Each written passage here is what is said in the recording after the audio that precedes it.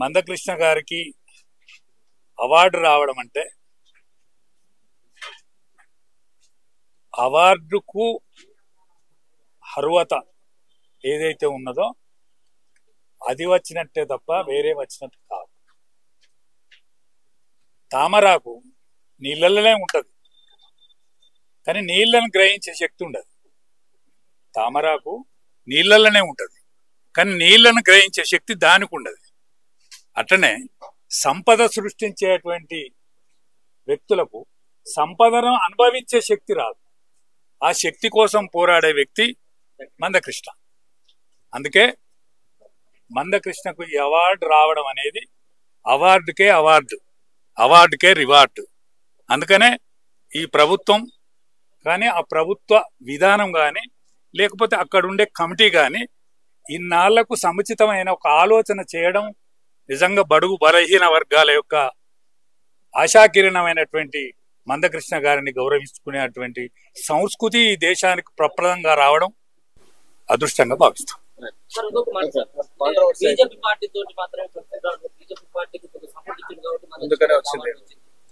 తెలంగాణ ఉద్యమంలో అహర్నిశలు పనిచేసినప్పుడు గద్దర్ గారి పేరు ప్రపోజల్ చేసినప్పటికీ ఆయన పేరు దీన్ని ఏ విధంగా 75 సంవత్సరాలు మాదిగ జాతి అనేది 75 సంవత్సరాలు అనేది మాదిగ జాతి అనేది తల్లిని మర్చిపోయి ఇందిరాగాంధీనే తల్లిగా కొలిచిల్లు. ఆనాడు వీళ్ళకి ఏమన్నా సాయం చేస్తే వద్దన్నరా? వీళ్ళకు వద్దన్నరా? వీళ్ళను ఓటర్లుగానే భావించలేదు తప్ప మనుషులుగా చూడలేదు కదా. ఏనాడు మనుషులుగా చూడలేదు కదా.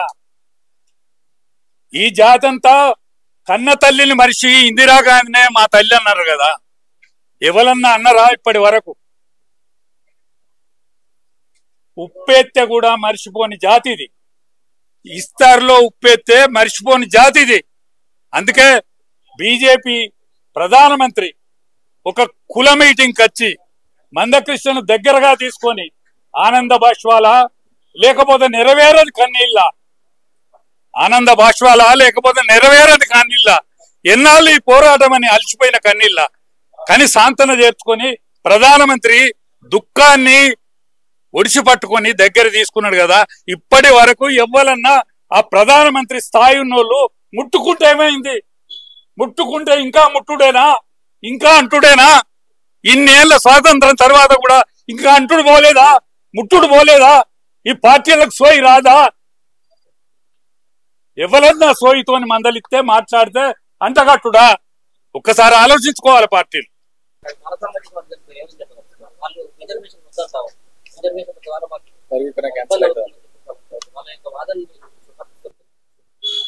నేను ఖచ్చితంగా వ్యతిరేకిస్తాను. ఎందుకు వ్యతిరేకిస్తా అంటే మీ సంఖ్య ఎంత ఉన్నదో మీకు అంత వస్తుంది కదా. మీ సంఖ్య ఎంత ఉన్నదో, మీ వంతు ఎంత ఉన్నదో, కులముల మీ వంతు ఎంత ఉన్నదో, మీ సంఖ్య ఎంత ఉన్నదో మీ వంతు మీకు వస్తాను కదా. మీకెందుకు బాధ? తోటి సోదరులే అంటాను కదా, వీళ్ళను సోదరులుగానే భావిస్తాను కదా. వీళ్ళ వంతు మీ వంతుకి ఎందుకు రావాలి? వాళ్ళ వంతు వాళ్ళు అనుభవించనియండి, మీ వంతు మీరు అనుభవించండి. ఒక మాల సామాజిక వర్గం మాత్రమే ఉండదా? అనేక వర్గాలు ఉన్నాయి కదా. అనేక వర్గాలు ఎస్సీలుగా అనిపించుకునే వర్గాలు అనేక ఉన్నాయి కదా. ఇవాళ నేత కాని వాళ్ళు ఉన్నారు, మిత్తిలోళ్ళు ఉన్నారు, ఇంకా అందరు ఉన్నారు. అనేక జాతులు ఉన్నాయి, 56 ఉన్నట్టున్నాయి. అందుకనే ఎవరి వంతు వాళ్ళకు ఉంటది. వీళ్ళు కాస్త మంది ఎక్కువ ఉంటది, వీళ్ళ మంది ఎక్కువ ఉంటది తప్ప బలగం ఎక్కువనే కదా. ఇన్నాళ్ళు బానిసల బతకనే బతికిలు కదా. చదువు లేదు కదా, సంస్కారం లేదు కదా, ఎవరు దగ్గర రానియలేదు కదా. వీళ్ళ దగ్గర కూడా వీళ్ళు పోయేందుకు భయపడ్డారు కదా. ఈ భయపడ్డ జాతిని కనీసం దగ్గర సాంతరం చేర్చుకునేటువంటి ఎడల కృతజ్ఞత ఉంటే తప్ప. మరి వీళ్ళని చంపుదామా? ఊకే చెవుల మంది పోసి చంపుతారా వీళ్ళను? వీళ్ళని చంపితే వీళ్ళ వంతుది, మీ వంతుది, అందరి వంతుది మీరే తింటారు. చంపుతారా మరి? అట్లా ఆలోచించు, అట్లా ఆలోచించు.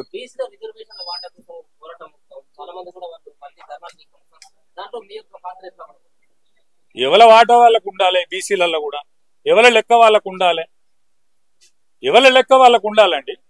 బీసీలల్లా ఎవల లెక్క వాళ్ళకు ఉండాలి, తప్పేముండదు. ఎవల లెక్క వాళ్ళకు ఉండాలి. ఇప్పుడు మేము గొల్లోళ్ళం, నేను ఒక్కరిని దోతి కట్టుకొని తెల్లగుండంగానే అయిపోయిందా? మా గోషి గొంగడి లేదా? మా గోషి గొంగడి లేదానే? గోషి గొంగడి కూడా లెక్క పెట్టుకోవాలి. అందుకనే ఏ కులంలో అయినా వెనకబడ్డ వాళ్ళు ఉంటారు, ముందడికి వచ్చిన వాళ్ళు ఉంటారు. ఆ లెక్క ప్రకారం నడవాలని ఆలోచన.